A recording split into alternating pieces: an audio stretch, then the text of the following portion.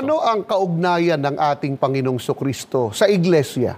Ito naman po ang mababasa natin. Diyan pa rin po sa Efeso 5, sapagkat ang lalaki ay pangulo ng kanyang asawa, gaya naman ni Kristo na pangulo ng iglesia, na siya rin ang tagapagligtas ng katawan.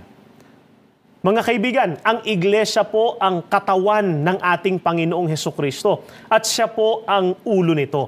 Hindi po ba talaga namang may kaugnayan sila sa isa't isa, ang katawan at ang ulo?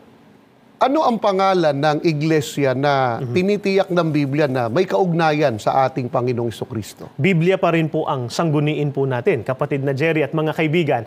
Dito po sa Efeso 4:11 hanggang 12, mula po sa saling Norlis Simplified New Testament, at hinirang niya ang ilan na maging mga apostol, ang iba na maging mga propeta, ang ilan na maging mga ebanghelista, ang iba'y mga tagapangaral o tagapagturo. Ang nagkakaisang layunin ng kanilang paggawa ay ang dalhin ng mga Kristiyano sa kasakdalan.